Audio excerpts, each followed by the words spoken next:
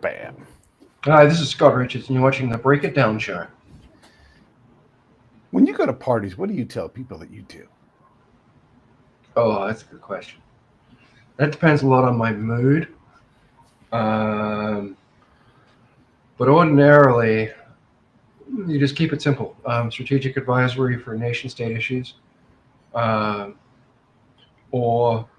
if it touches national security, to try to explain what national security actually means, that it's to do with the health of a nation-state. I have a belief that the U.S., if I was going to write a PhD today, it would be that the U.S. is a net destabilizer when it goes to unstable places. Is that fair? That's unequivocally true. And the longer that you spend, I think that when you start to look at the instability and areas of instability in the world, there's a number of striking patterns. The first is that there's a marked correlation between violent organizations and activity and post-colonial countries, first. And then when you look at what the grievances of these countries are, which are extremely valid in many cases, we then kind of have everybody coming out of the Cold War world where we had influence models that we've sought to retain after the Cold War unnecessarily. And so in a lot of ways, even if you look at, we'll say, well, environment's going to cause a lot of issues, and human migration issues and water wars and violence and instability. Well, that's the product of unrestrained Western capitalism with growth demand for its economy. So there is a lot to be said for the grievances that exist. The objection would be the use of violence against civilians as terrorism, or the kind of the gathering of momentum around other movements, which are just no better for people, whether that's communism or whether that's Islamic extremism. But the grievance has a root. That's very hard to dismiss. That would be ethically and morally irresponsible. And then when we get there, the actions that we take, and this is sort of where my work begins, is we tend to bring our own problems. First off, we export problems. This is separate from the problems that we bring with us. And we say, here are your problems, here are your solutions, here is the money. And then we give fuck all about the results after that. And then we're like, hey, you know what? It's gotten hard here, and I got to get elected. I'm out. Take care of yourself, ladies. Well, there's this idea, that the Western society or whatever else had figured things out, that we created stable governments where we don't have sort of revolutions, we don't have instability, but we have that consumerism, we have that economic consumption by the ability to deprive other countries of whatever it is, whether that's cheap labor for making Nike shoes, or whether that's unfair trade agreements and the destruction of the natural resources to feed our habit. And I think there's a realization. I know I've had these conversations with the highest officers of countries, and they look and they'll tell me, Scott, the West or America comes to my country and they try to make the rules. And these days, we just tell them, if we see your democracy, we see your 2024 elections, you guys keep it. Fair.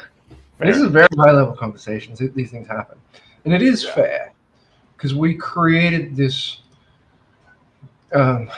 really bizarre sense of, you're either with me or against me. And our politics is that. We don't have centrism. We don't have, it's either you support Trump or you support Biden, and if you don't, then slander and insults will come your direction. Yeah. And that's insane. Yeah. It is insane. And we try to sell that to the world. Be like us. Yeah. Here's what I'm selling. I'm from America. Matter of fact, I'm from California. We're going to pick the lesser of two evils. How's that sound, other country? We got two evils. We're going to pick the best one of these two evils. Ha ha. Yeah. Aren't we a good partner? we're going to pick the evil that we think in our mindset and our worldview is the best. Yeah. We're not going to do anything contextually related or culture related or consider anything cultural to your country because we've got it right and we espouse human rights.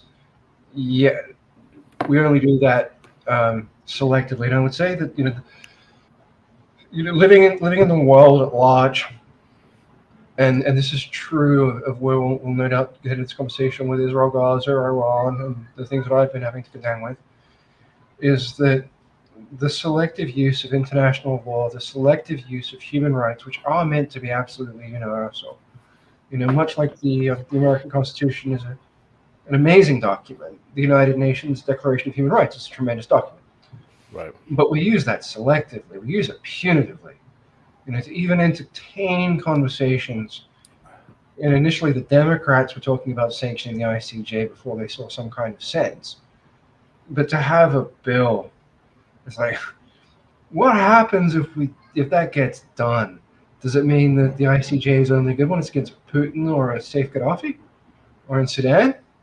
But as soon as it's someone that's ostensibly an ally, albeit using using disproportionate violence, that it's suddenly okay. And we can't do that if we want to have rules-based international order. It's just not an option. Look, I'm an American. I'm proud of America. I think we've got a great thing here, right? But we get to be critical of it. That's part of the thing.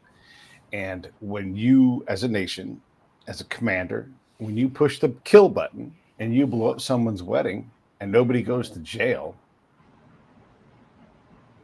there's a problem in that system. Well, we made a mistake. Well, that's manslaughter. You annihilated all of these people. You did that. And then look, we do as much as we can, I think, which is reasonable. But there has to be a penalty when you get things wrong, so that button is a little heavier to push. When we look at that, I'm going to let you go in one more second here. When the Houthis are firing and making our shipping harder, and people are rattling their sabers who didn't even have sabers 10 minutes ago because the cost of tortilla chips and shoes has gone up, and we're like, well, let's go fuck up these Houthis with missiles. And I got a problem with that. You don't just get to solve your economic problems because the Houthis have decided to lob rockets into a Gulf. Sorry, get out of your way. It jumps in a bunch of things. The Houthis are a little bit more complex. Again, another subject I've been dealing with very closely and intensely for November. You're absolutely. I've met wedding crashers and their PTSD and what they have, but they have a chain which gives them instruction. And these are kids, those drone pilots, and 9 or 10 years of therapy on, still traumatized. Right. I would differentiate that from a war crime necessarily per se, but it is a failure of the kill chain, which at least needs someone to lose their job. A war crime being something more distinct is in the deliberate act of committing harm against a civilian population is much more ugly. Or to, the circumstances with humanitarian aid to Gaza, and to the conduct and to the use of munitions, the number of munitions. Those are different things, but accountability is what you're talking about. Yeah, the accountability part. Right. Yeah, and accountability in the kill chain, that someone didn't do their job properly, that they have strong, stiff penalty. If you deliberately blew up a wedding, then that's a war crime, and then that's a criminal sentence. And just for clarity's sake, anybody listening, I was specifically referring to, a mistake, right? A mistake in intel, something unknown, but someone with some kind of brass on their shoulders has to make the call. That's not an Army lieutenant. It's not a captain in the Army. I'm using ranks for the Army just so we're clear. We're not mixing Navy ranks in here. But someone colonel or above makes that call, and those guys rarely get punished for getting that wrong. It's like, well, you're the commander in the field. And if you saw a pattern of a particular captain or colonel had a larger number of these incidents, then I would call that criminal negligence. Sure. Sure. And then criminal negligence, as should, if it's consistent or occurs, more frequently than a mistake that is negligent, then that should be handled. And if we're going to maintain any kind of moral semblance, I often say that the world dreams America's nightmares. So when America is traumatized, the world at large feels it. Part of the problem, is that America was aspirational for the world. In the 90s, the 2000s, moving to America was the dream of every immigrant. America was the place where people made business and fortunes. America in the 90s, at least, was our moral leader until the morality of the Iraq War. The degradation of that since, and the thrashing of a dying hegemon is particularly painful in the world. But I always say to my American friends, I'm happiest when America is being its best. Sure. Yeah. Right. Yeah. And for a while. And I would say too, we have to remember all of this stuff, like the dying hegemon, maybe true, maybe not, right? This is not me being an American. Wait 5 years, wait 10 years, and there's a rally, and all of a sudden everybody's booming on America. But the truth is, and when we started this conversation, I was very specific about how I brought this up. I talked about areas of instability, right? Our shipping worldwide, millions and millions of miles, not a problem. The blanket of American provided and provisioned and allied security is working perfectly. Our foreign policy is pretty good overall. Like most of it works great. Fringes, it gets nasty at the fringes. And I'm not saying we're perfect abroad, but I'm saying for the most part, you look around, you're like, yeah, this is all tolerable. Maybe there's a different way to approach this, but this works. The Straits of Malacca are free to transit, right? I see it so differently. Do you really? Yeah, because in the work that specifically I do is I look at trajectory of violence and trend of violence and political drift and move, and then have to map and predict. So the Houthi have obviously an Iranian proxy. And the world is very far behind what we know. The idea of this division between AQIM and the Houthi has been fictional. That came out in the Telegraph finally. And so the Houthi in the UN, one particular individual, Han something or other, has been pushing to kind of take a Taliban model with the Houthi. The Houthi are diabolical in their civilian population. They're absolutely terrible. And they've managed to rally more support because of their position on the Israel-Gaza, always making this conflict, which we'll get into, as being much more than Hamas, expressing grievance or whatever else against Israel. It was a purely strategic move. So simultaneous to that is Houthis take control of that area. Then you have Iran and the Houthis more or less being able to box the Strait of Hormuz in. Then they have dominance and control over the Red Sea. Now it's come out what we've also known as they've been shipping weapons into Somalia, destabilizing that. In that same breath, we have military operations between Iran, Russia, China, and South Africa. So there's the Cape. So now we talk about we've lost that whole area potentially if it goes, if the multipolarism and instability extends. We've also lost portability in Africa with the Russians building ports in Mozambique. The Russians are building a port in Benghazi as well. So our idea that the Navy, which has been underfunded in the United States, is in any way near capable to deal with this is a complete myth. Yeah. Now we add in the nascent instability with China and Taiwan. So now our corridors for trade are a nightmare. And so this whole thing, that they're more at risk now. Is that is that creep, or is that an administration? Like, do we put that on Biden? Do we put that on 20 years of neglect because of our fascination with Iraq and Afghanistan? Where do you put that? Well, when you get, it's natural for any adversary to exploit gaps or weaknesses in the foreign policy of countries. And so there's a whole lot of smaller countries that we haven't deemed worthy, or that we haven't understood situations correctly. We backed, the West backed the GNA, an unconstitutional government in Tripoli, messed around Benghazi, sponsored people like General Haftar, who's the one who got the deal for a 5,000-acre Russian base in Benghazi, Right. which is started construction, which is amazing. We completely alienate South Africa, not considering the importance of the Cape. We don't support the tribes or an actual democratic movement in Yemen. So these locations, which we've understood through the entire Cold War to have incredible strategic value, we've just let fall because of the crappy, just our approach to these things. So we've created all these problems for ourselves. And with Israel Gaza, you had near criminalization in Tunisia for interactions with Israel. Algeria and Libya, similar. Libya did pass criminalization of interaction with Israel. So we completely alienated the West. Tunisia has Wagner bases going in. That's a stone's throw from the Strait of Gibraltar. Yeah. So we've lost all ability to control or project sea lanes at any more significant escalation. It's gone.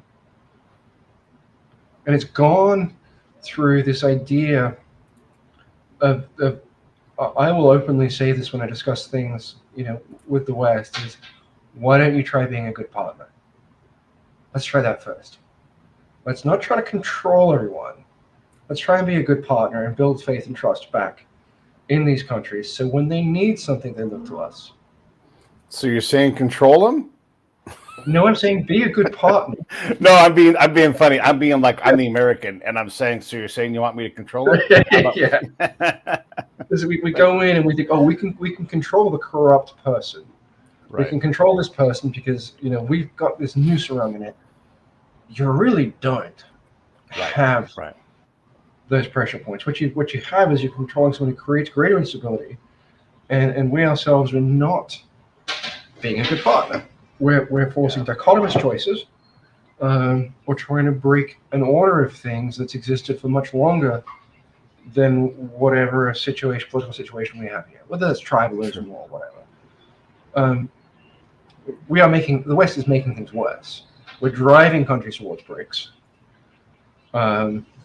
It's unfortunate. It's tragic.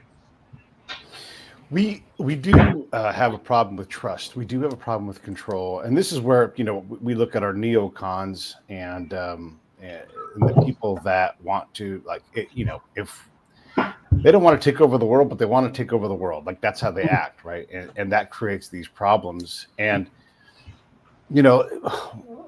when I'm talking about, hey, most everything works pretty good, right? Because most everything is controlled by a partnership of sorts. I'm being very big here. But there's always the flip side of that coin, right? It is a tenuous balance. It is also hard for China, Russia, South Africa, all these countries to similarly align themselves. Can they take and amass power? Sure, but they also have to maintain it. It's expensive to have 11 aircraft carriers and to build the proficiency and the contract structure that supports those things and the airplanes that you have to. Oh my gosh, it's enormously expensive. So the ability to provision all of that is one of the fail safes. Like when my friends ask me, are we going towards World War III? And I'm like, it's really expensive and hard, and it takes a lot of energy to make World War III happen. Could we go there? Sure, it's in the cone of possibility, but there's a whole lot more forces that tamp it down just because someone's going to be like, we just don't have the money for that, or we don't have the resources to do that, or we don't have the access to this to do that. And so we have to build other things. Can it happen? Yes, absolutely. But there's also a lot of kind of just, I don't know, when I see these things, I think about what it takes to maintain a level of violence that is hot enough to be what I would consider World War III. Man, it takes a lot of. I see that differently as well, and I love it. I'm somewhat aware of how close we have come to World War III in the past 6 months. Sure, and somewhat aware of what you are saying is absolutely correct. That tamping that down is real because it would be so expensive. Yeah. But if I was wanting to shake the global order, I wouldn't conduct the World War III in the sense of an axis of allies and an axis of opponents. fighting at industrial scale. I would just grind everything down into one gigantic mire of instability where there are less allegiances, a series of regional wars that melt into a global war. Mm-hmm. And that was what Israel Gaza was always about. October 7th was about creating, was so horrible. And that's when anyone who says, well, Hamas are resistance fighters, straight up rapists not resistance. The attack on October 7th had a singular specific purpose, which was to cause Israeli overreaction to isolate Israel. Highly and extremely successful. And there's been enormous diplomatic action to restrain this from becoming a regional war. The first risk that we had was the massive Israeli bombardment against Israel in retaliation for the embassy attack. Had Israel not been tampered down, had not taken a restrained response, that would have been massive and escalatory. The next threshold is Lebanon, Israeli invasion in there. And then we come to a position where it's, okay, who will come in and support Israel? Egypt is very tenuous. Can you get the door? And worried about military buildup in the Sinai. Israel potentially facing 6 or 7 fronts if you include aerial bombardment from Yemen. So where does that leave the West? If we intervene there, that will spur jihadism to a huge extent. Al Qaeda have been very clear about their intentions, to erase U.S. presence in Iraq, to conduct continental attacks. So we don't need to have a world war in the sense that we understood it as like Russia versus the world, or China versus the world. No, you just create chaos, and that's where that attack was intended to take us. And to credit I've seen the best of the Biden administration since maybe February. Okay. Hang on, sweetie, whatever that is, it's not here. It's Doris. My daughter has no respect for podcasts. She just wants donuts. Damn it! Get her some donuts. If I do that, then I'll be grabbing them from the door, and we'll get that after this. So there's a very, very complex series of events taking place, but the instability in Afghanistan, ready to project up to the Central Asia, instability there, instability, Pakistan unstable, destabilize the Middle East, Africa, just Burkina Faso, the most terror-struck place in the world as of today, the French being forced out of West Africa. Right. So it's a very different kind of world war, and then you just, it's like the old empires were never really taken down by a direct war, but by smaller countries nipping at their heels. Yeah. There's a lot to be said for that, and we're failing to meet our recruiting demands. We want to have this professional army that's lauded around the world, and we can't get people interested in it. And people would rather drive a car and drive people around and get paid for that, doing Uber or delivering food, because hey, they can make a couple $100 a day, doing that, as opposed to marching up a hill to go do some fight in some place where they don't want to be. It's a hard sell. So I get that. Let's get into specifically the Hamas and Israel fight, because look, let's try to take the politics out of this, but let's look at the hostage part, because I know that you deal with these things, and much as you can talk about this, but let's talk a little bit about where this is at, what is true, because we see a lot of BS in the news, and on our streets here in America, we see a lot of protests, and it's hard for people to know what to take seriously. And look, one of the things I always talk about is like, when does our politics start and the actual problem begin? Because our left hates Netanyahu, hates him. They will always come after him. So it's like, where does this is not me speaking as a person on the right. I'm in the middle. So when I see that, and I know that that's there, how do we deal with these problems when we can't take the opposition seriously? Because why are they opposed? It's not even their prime minister. We have a president here. So please expand. The Netanyahu coalition with Ben Gvir, in order to hold power, Veer is inherently, he's a theocrat with the desire to completely erase Gaza and to expand Israel, you know, to those borders, and to hold power. Netanyahu has had to have that coalition. Netanyahu's father himself was also what's called a revisionist Zionist. So it is an extremist government. That's functionally true, and that's part of the problem with the idea of left, right, center. I don't consider myself any of these things. We have to concern ourselves with the personalities, positions, and desires of those in power, and then to understand how it is that those personalities get managed to prevent their worst selves acting out. So October 7th was conducted knowing that there would be an Israeli overreaction, knowing that there's a government in power that is incredibly right-wing and will act with minimal restraint in terms of its retaliation. And so Hamas's conduct of violence was not that of a freedom fighter.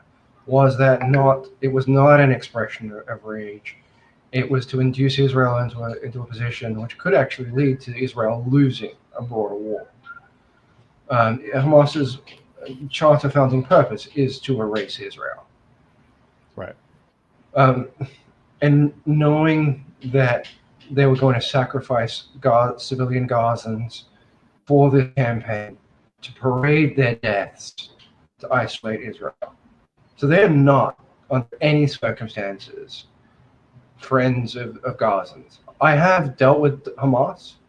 I have convinced them at times to allow certain things in the interests of Gazans, and that's really the point of appeal, to really where a position for me becomes, if this doesn't turn into a regional war, if you don't achieve the isolation of Israel in this, you are now martyring your civilians for nothing.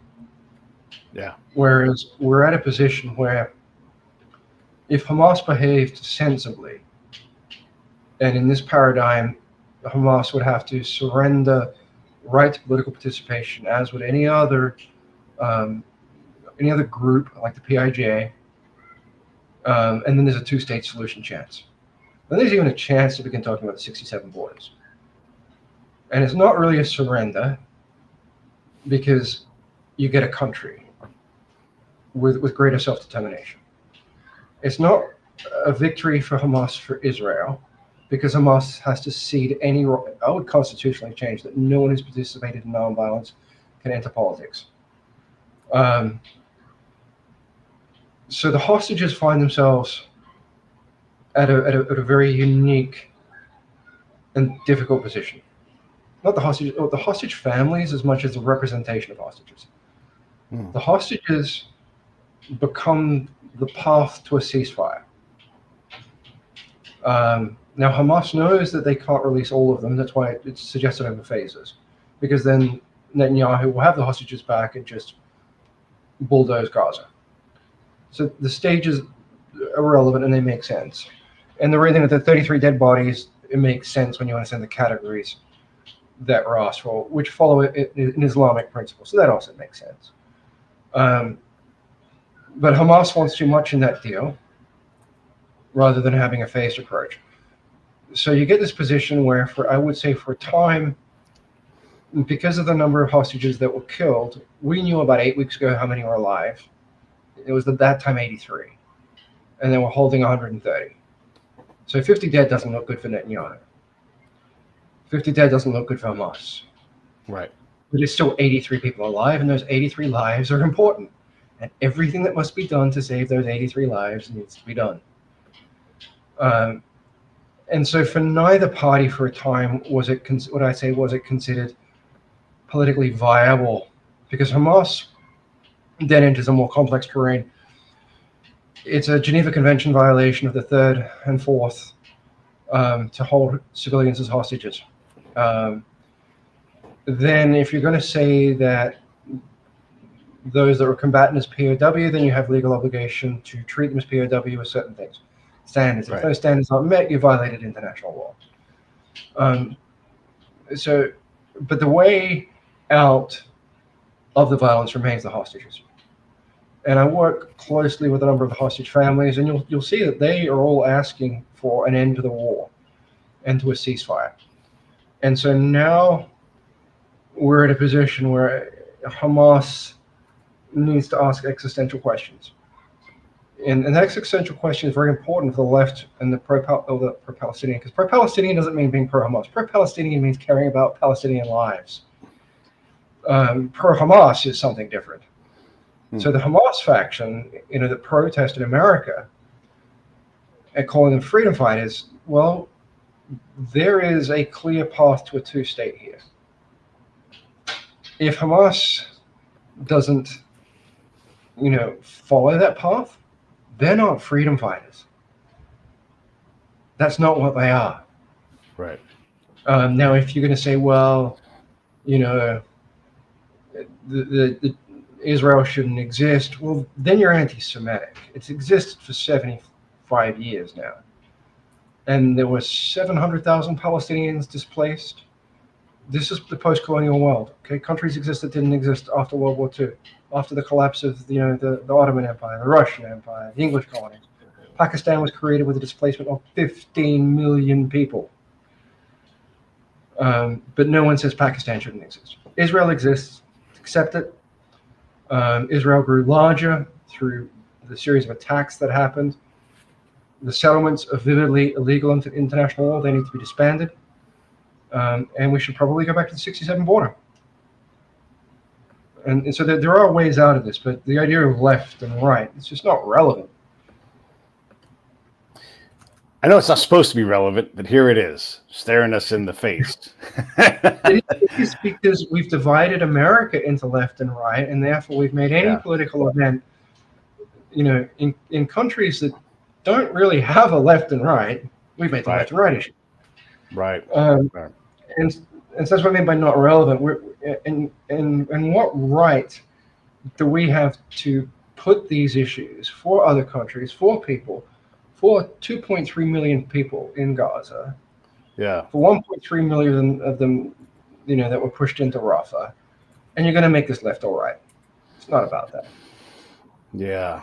So, look, that is a solution, and I understand that. You're speaking from a point of view of expertise.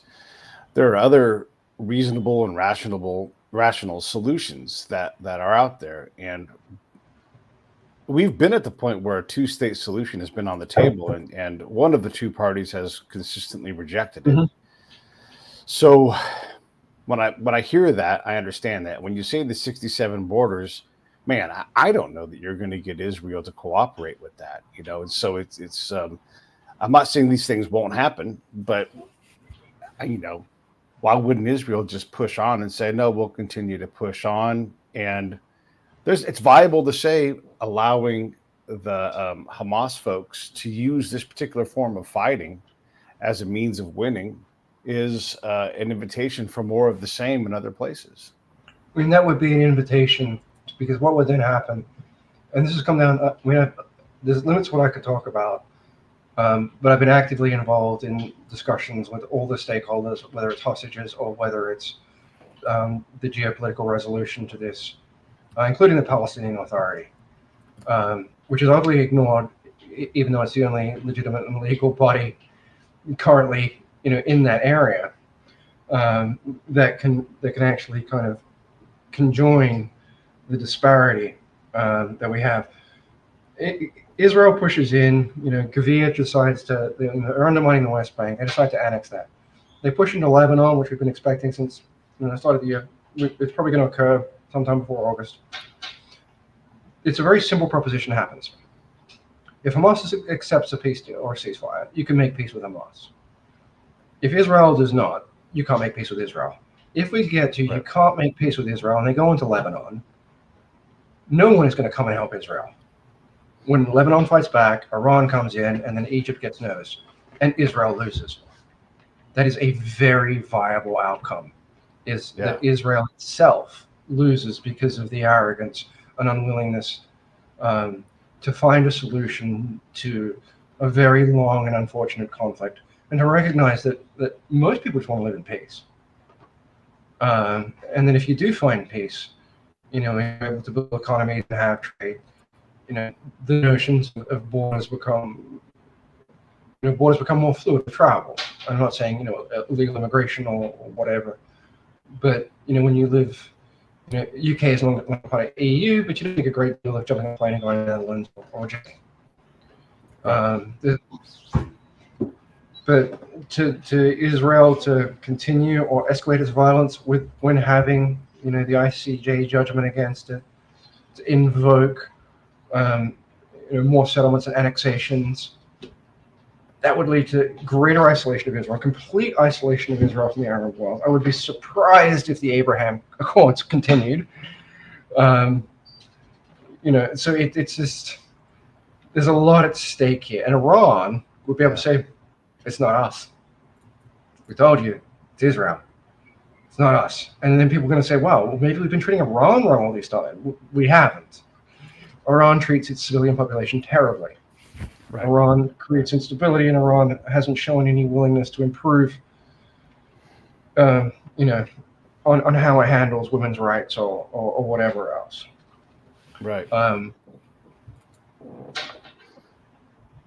So when we look at this conflict, we have this, these, obviously, look, it's war, and people are going to continue to die, and gosh, people don't understand, like, people are not going to stop dying when the ceasefire happens. So let's say there was a deal, and let's say the deal is very favorable to Hamas. 6 months later, I don't think we should look at a deal about being favorable to Hamas, because it's a phased deal. And the phases require building establishment of trust. And then we have to bring in the political conversation about Hamas cannot participate in the future of Gaza and the power of and Gaza and its whatever else. We need a stronger Palestinian Authority, and the Palestinian Authority is fully and willing to reform. They know their limitations. We need to, and these things are all happening. There are humanitarian initiatives being looked at to overcome the limitations of Kerem Shalom and the Rafah border. The recalcitrance of Egypt to cooperate with Israel while there's an heavy Israeli presence in Rafah because of their fear of militarization of the Sinai. All these things are known, and there are maps being drawn out of this to exit.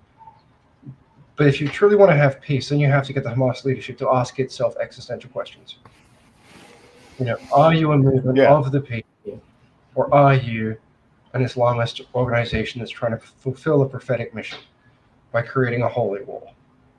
Yeah. If you're that, then we got to deal with you a different way. If you're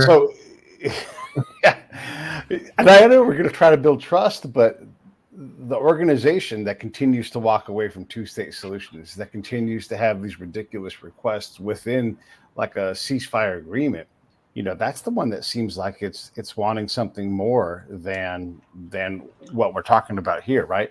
The one that will put people on buses and blow themselves up, the one that will do that. And I'm not absolving Israel of anything bad, but that's the one that I don't trust 6 months, 3 years from now to not go and do something else, because they're not going to be satisfied with that, right? We're still going to have radicalized people.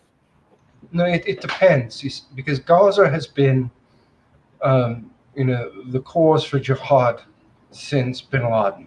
It motivated bin Laden. It motivates jihadism.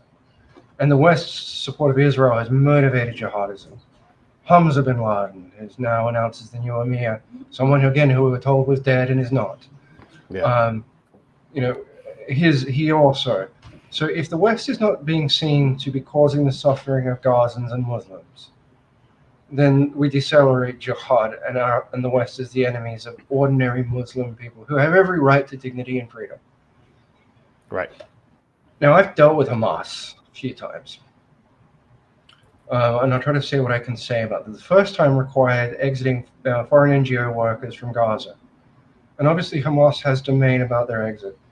I messaged Hamas and said, I need these people to leave because they've been there looking after Palestinians in need. And if they can't exit, if they die of dehydration, if they die of direct or indirect fire, they will not return. Within 2 hours, I had permission to exit them. The proof of lives that you've seen, earlier with Hirsch and things, same thing. Right. You can talk to Hamas. I have. And you just have to talk to these people in a way that they understand. And you don't talk to them to accuse them or whatever else. It's very simply to say, this is the situation. This is your choice. If you take choice A, this is going to happen, and you will cause suffering of the people of Gaza for ad infinitum. And within a few hours, they agreed. They're not wholly irrational. They're not. There's this idea of the jihadists as this almost being like psychotically addicted to violence. Right. They're not. Right. And so then it's the question for Hamas is that this hasn't gone where your plan you intended it to go with the destruction of Israel and the isolation of Israel. That part worked. So in the negotiations now, Hamas feels they have the public opinion on their side. So they're asking for more. They're behaving as a rational actor. However, they're pushing that envelope as most people do when they feel they have an advantage, far beyond what it actually is their advantage. Yeah. And so we have to bring them back and say, look, there's a deal on the table and you need to be reasonable, or it will be you can't make peace with Hamas, and then that public opinion will go to Israel. And then, so I'm going to say I have to be very selective on what I can say. I'm very much in the thick of this. Yeah, well, I appreciate you talking about it, and I'm trying to ask questions to draw out like the complexity of this thing, because there is active negotiations going on, and there are different ideas being pushed in and pushed out, and look, the next time someone goes crawfish on a deal, it's not going to be the first, and it won't be the last, right? And so everybody's trying to hold each other accountable, and you need to have honest brokers in there.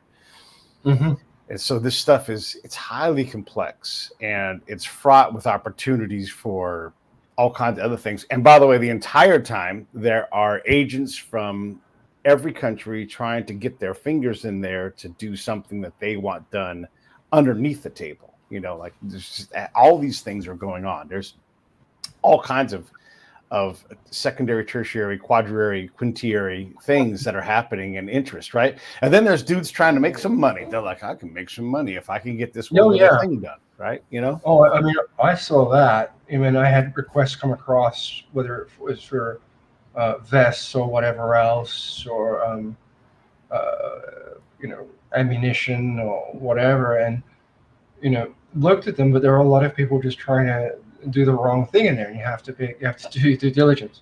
What I would say, the Biden administration has, as I say, I've been hesitant in the past because they're handling Al Qaeda to say much positive about that administration.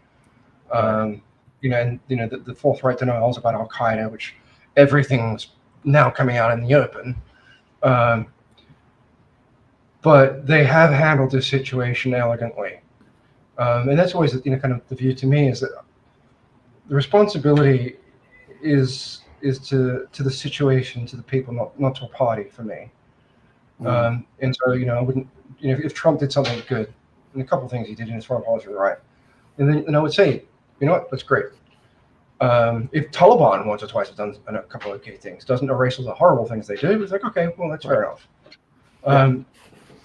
Egypt is the great unknown within this, and Egyptian politics and Egyptian public perception plays into this, because they really don't like Israel, but to the West, to Europe also, there's a very mature approach to this situation, and in that sense, the politics from the West are far less murky than they could be. I would say that unequivocally, that it's been a lot more pragmatic. And so the manipulations that you might expect in the world's most delicate conflict for the past 75 years, they're not as present as you'd find in, say, Afghanistan, which is such a quagmire of just political degeneracy. This is refreshingly purely personality politics. You've got Sinwar, difficult, and you've got Netanyahu, who is also under corruption charges at the same time as, being in this situation. He's got a coalition. He's, very, very anti-Palestine. So you've got two people diametrically opposed. How do we find something in the middle where we can, where as I could say, the motivation is always to minimize the loss of human life. Yeah, right. Yeah, boy, and it's tough, right? Because like all of these things, there's more than one side to all of this stuff, and boy, I commend you on trying to work on minimizing the thing. Because as we talk about these big things, war, and Yemen, and I always bring up Myanmar because we just don't give a fuck about Myanmar, and it's atrocities constant there, But we don't care about them because for whatever reason that doesn't matter, right? But there's real people being killed for no damn reason out there, right? All the time. Because war is dumb, doesn't care. And media that don't care. I know a number of people that have tried to work on the Rohingya and Myanmar issues, and they certainly don't get the time of day that they deserve. I myself just don't have the bandwidth, and that's kind of what the hard thing with social media or all talking about things is, if you're working on Afghanistan, you're working on Africa, you're working on Israel, you're making a fact, and then someone will say, well, what about Sudan? Or what about Myanmar? It's like, yeah, I'm going 15, 16 hours a day. Well, and that isn't at all criticism of you. What I'm saying. No, I know, but it's this idea of that you have to, if you talk about saving human life, yeah, as a single or a handful of actors, you're expected to carry everyone's load. And right. Myanmar is terrible, and I wish I had the time and the strength. I wish I had the time and strength to sit down.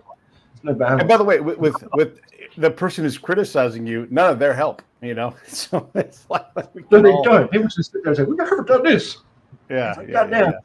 But it is a fact. Here in America, we didn't give two shits about Yemen 18 months ago. Probably couldn't point it out on a map. Still probably can't point it out on a map. And don't know what Oman is and don't have, So there's a lot of these things where we get awful precious with our opinions about Palestine, Hamas, don't know the difference between the Gaza Strip and the West Bank. And, all of this stuff wraps into, part of the critique that I have is just like, we want these solutions.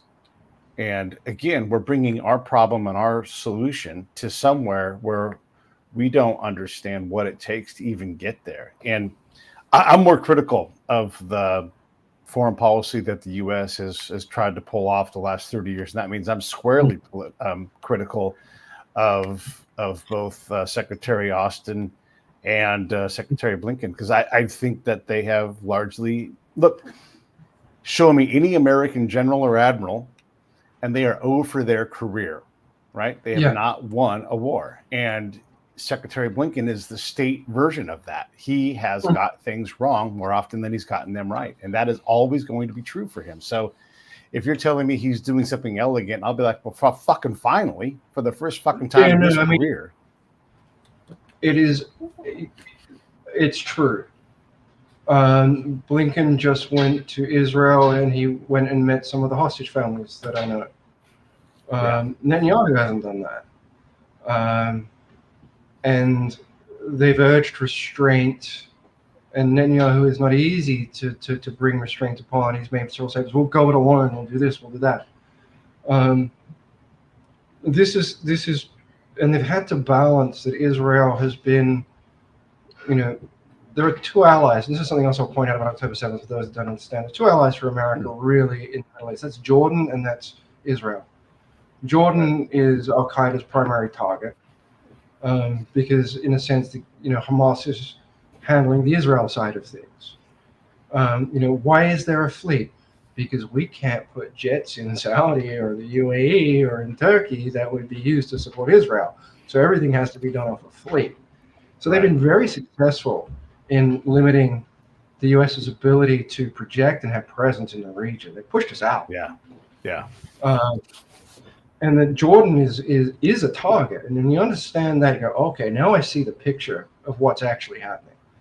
Yeah. And to Biden and to Blinken, obviously I'm very disappointed in Blinken's activities and Tom West and Jake Sullivan with Afghanistan. It's been horrendous for half the population of women, and then the population of children and the malnutrition. But to this one instance, balancing that Israel has been, an ally that could ask things without question. Mm. Um, Yeah. And I thought after the massive airstrike and bombardment that Netanyahu would strike Iran back hard in an effort to drag the United States into a war with Iran. So when you say talking about World War III, how close were we? Yeah, we were real close. Because if that had happened, and make no mistake, Iran is nuclear capable, then we would be somewhere very different if we had perhaps Trump in power and just had blind support for Israel, unquestioning, and Netanyahu took that license to just let's defeat Iran now, so we don't have to do it in 5 years' time. Then we would be in a very, very different place. Mm. So, in all fairness, I cannot criticize Biden or Blinken on this one matter. All right, that's fair. And I don't want to give the impression that Blinken is wholly incompetent, right? He's gotten there by, having some wins under his belt. It's just, they're awfully hard to see. I've generally, State Department has been a point of agony, for international relations. Wildly ineffective, contradictory policy. Yeah. But on the one hand, just tweeting, values of the United States, but acting on none of them. That's incredibly damaging to the reputation of the United States. We can go on and on about the State Department. And again, I opened this thing saying this is what my PhD thing would be, and you agreed because, and actually you started ahead of where my thesis would begin. But yeah, we have a problem with arrogance and incompetence. Mm-hmm. And then you get to go fuck up in the State Department, and then you go work for think tanks who are funded by foreign countries and foreign interests. And you get to act like you know what you're doing. But the reality is every time I show up in a place where it's hot and heavy and hard, and I know you have these kind of stories too. Mm-hmm. If I see State Department in the room and I'm like, oh, fuck, this is fucked up. And then almost instantly that person will be, I don't know, eye rolling the actual governor of that area. That's an actual story that happened. I'm like, if you can't eye roll the governor, that he is the governor, whether you want him to be or not, really doesn't matter. Like, you can get the fuck out of here. Mm-hmm. It's not your country, and that's the guy you have to work with. Yeah, and that's just some of the Israel and I've had conversations, in talking about the importance of the Palestinian Authority as a stabilizing factor, but having to remind, at some official levels at times that they are the state of Palestine. Yeah, they do have the aspect of sovereignty here, and so it's not for others to choose.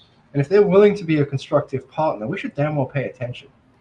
Now, Hamas knows that and is trying to attack the PA. So is PIJ, and Netanyahu has been undermining the West Bank because they know that the element of stability. So they're kind of the enemy to everyone for being on the right side of this. Yeah. One of the things that is going to remain to be true is most of the states of the world do not recognize Palestine as a state. Is there a part of this situation where at the end of this, President Biden says, I now recognize Palestine as a state? So to get there, we need to get to look at what does the state of Palestine look like. So in the United Nations, it's referred to as the state of Palestine. But not recognized by the UN. It has special observer status with about 98% of the privileges of a member state, but unable to vote on matters. So it has, in effect, the qualities of a state. It has more qualities of a state than the Taliban have, with whom we engage diplomatically with endlessly and furnish with finance, and with whom we accept the laws of the country from the Taliban, and for them de facto meaning illegitimate, and de facto in the case of them refers specifically to the taking of power by non-constitutional means. Whereas we have an elected, Palestinian Authority, so it has more credence by far than many others. Right. So given that special observer status, now to get in a point where I think that Blinken recently made a statement that they would recognize a two-state. This was about 2 or 3 days ago, but there have to be certain conditions in place. So what Palestine would need to do under the PA is reform to a point where recognition becomes formally viable as a country. And that is specifically why Hamas and the PIJ are against them. It's why there are elements of Israel against them. Because when that happens, this conversation changes. And then we get into a conversation where there's a post-Hamas world. And then we get into a conversation of peace. And then this is where I come to the point of, then we ask the question, can you make peace with Israel? And that's really a question of not Israel itself, but can you make peace with the Netanyahu government? And so that's a question for Israelis of the future that they want. Yeah. Do they want a future without rockets and living with iron domes? Do they want to not have the threat of terrorism? Do they not want another October 7th again? Okay, well, let's talk about how we get there. And it does mean removing Hamas from political participation. It does mean looking at what a political construct could be, and that has to begin with the Palestinian Authority because there is no one else, and that is an entity that's willing to improve, but recognizes its limitations. Yeah, man, it's every time you say these things, and I'm not in disagreement, but I hear the other side of it too, where Israel is leaps and bounds a better country than it was 35 years ago. And that also goes to Netanyahu's favor because he's primarily been the prime minister during that time. He keeps getting elected, right? And so it is a crazy thing where you're like, yeah, he has been the guy that is, for better or for worse, he's been the dude. And Palestine, he used Hamas as part of that. He there's a video recording of him talking about how he manipulates the United States. I think it's around 2000, about how he manipulates Hamas. And then the financing Hamas. So he's used the idea of a perennial enemy and the presence of constant threat. And so then you ask the question, well, what is his government without that constant threat? Yeah.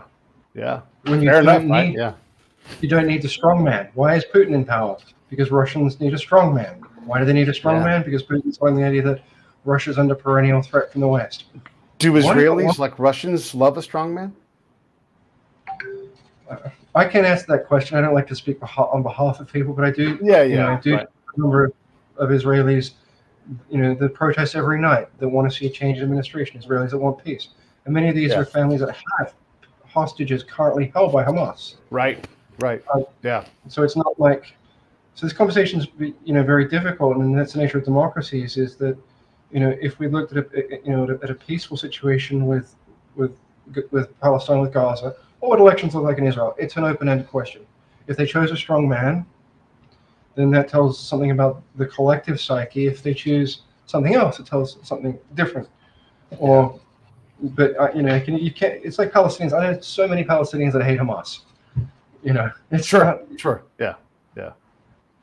Same thing with Persians, who hate the Iranian government, right? And but there's also that abuse thing. And again, I know you've seen this too. But when you go to a place like Iraq, you go to a place like Palestine, and I'm going to paint with a really big brush here, but you realize you do see the abuse, and it's like abused kids, abused wives, and how they act, and so they do want someone to protect them, Yeah, I mean, there's very real trauma, and in the same way that you have to, when you take somebody from an abusive situation, whether a child or an adult, then you have to go through some sort of trauma therapy to come out of this. And I'm very lucky to know a guy, a friend of mine, Ahmed. He lost 31 members of his family in October to Israeli airstrikes, and he is the most profound and powerful voice for peace between Palestine and Israel. And he's not coming from a place of anger or hatred. He lost 31 family members. Wow. And so you can find voices and people that can speak to peace, but also pain and loss. Yeah. And we mutually understand the pain and the loss and say, is this the future that we want of cyclic violence forever? we have to find our way to peace, and it's not going to be easy. No, it's going to be trauma. But if we keep doing the same things, we're going to keep having the same wars. Man, and I'll tell you what, I've had the same kind of conversations with sheikhs in Iraq, where they're like, I had my time of anger and violence, and it has led us to this point. Mm-hmm. So I'm rejecting all of that, and watch them turn. And look, I know you've seen this, where you physically see it on their face, and they give up all of that stuff, and they become much more reflective. It's almost like they've I'm going to do the best example. It's almost like they've done DMT or something, and they've become a different person because they've seen it. But then you look across the room, and there's the sun, and you're like, God damn, how do we get out of this, right? Because the guy I'm talking to is, 55 years old or whatever, and he's like, there's no more. I'm not going to do this. I'm tired of going to funerals. I'm tired of dead babies. And then you look at the son, who's still like, he's bringing tea, and he's looking, and you see him seething, and you're like, God damn, oh my God, this is one of the reasons I love talking to you, is because you and I can talk about the complexity without our egos getting in the way, because you're still actively doing it, but I've done this kind of stuff, and I know how hard it can be. And then you and I can sit in the room and both see different things, have a conversation later, and open each other's eyes and be like, oh, okay, we actually have to back this up and try this, No, I mean, there's so many things. You and I are having a conversation mentally right now that we can't even say, because there's so much in it. It's hard to do. So I always appreciate talking to you. No, so do I. And it's been a while, but I've just been kind of very busy. And, part of the thing is with social media, although I communicate to decision makers quite a lot, I speak as openly as I can, as freely as I can, in the limits that I can, because I don't assume that I know everything. And I like to listen to anyone from anywhere in the world, chime in. And, sometimes people disagree, and I'll do my best to talk through a situation to kind of give them a picture of what factors that they may not see. But sometimes I'll get insights that I'm like, if I didn't have that, a briefing to a decision maker would have been vividly different, much less effective, much less powerful. And the same to learning from the wisdom of your experience, and that you and I understand all decisions are made by human beings at the end of the day. And although we have these parties and these manifestos or policies or whatever, at the end of the day, it's still a human being. And when you can cut through all of that rhetoric and say, right, well, maybe there's a different way to approach this. Because if you're approaching the party line, you're just going to be dogmatic about it, and you're going to have a negative result. Yeah. And then all of this, and I'm not going to keep you much longer, but all of this makes me think of, currently there's the Lance Armstrong 2-part documentary is on Netflix, at least here in America. And, he was just a fantastic competitor, just a warrior on a bike, right? Sure, he was doping. Sure, his competitors were. And you go through this whole entire thing, and he's an ass. He's a dick, but that's also what makes him a great champion, Yeah. But he backs himself into a corner, and you can't admit, you're like, I'm in the middle of making millions of dollars and winning championships. You think I'm going to be honest, And I think about all the sides. They are all backed into corners, and we'll just use Netanyahu because it's the easiest, right?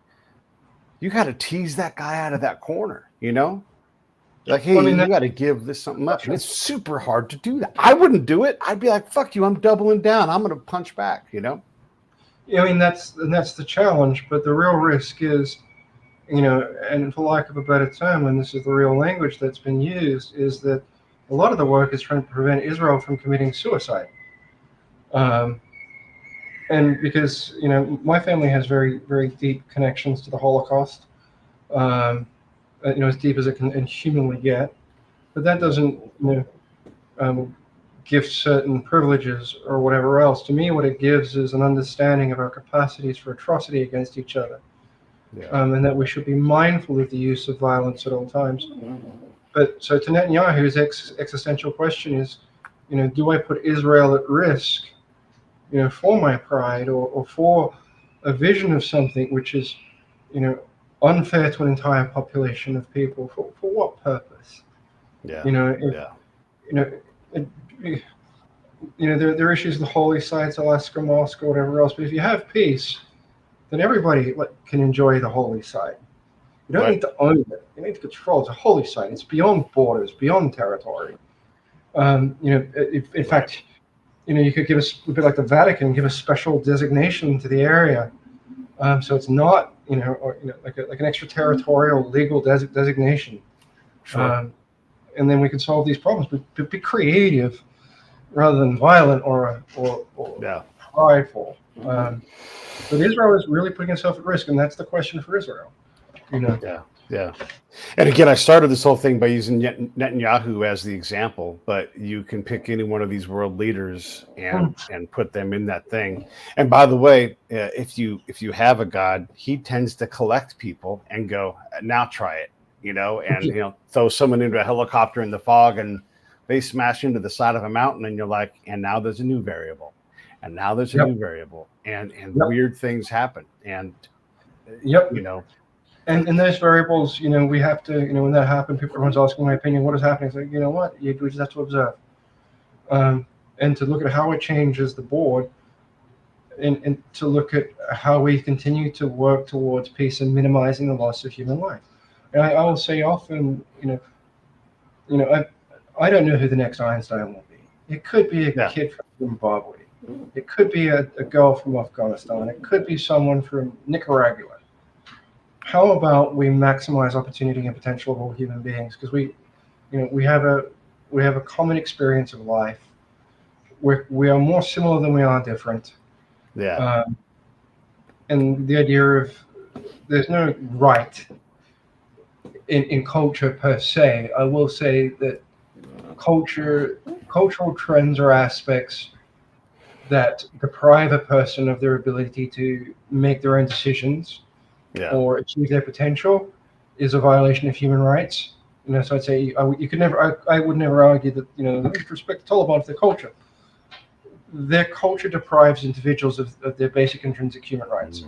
So Taliban are fine until it reaches that line, and that's where the distinction has to exist. We either believe that the experience of being a human being is universal, or it isn't, and it damn well is. Otherwise, we wouldn't have commonality in our movies.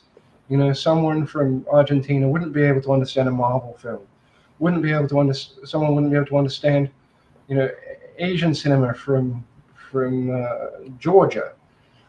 But we are able to see the emotions of storytelling and common emotions across cultures because we are the same. We have the same organic structures, neural structures.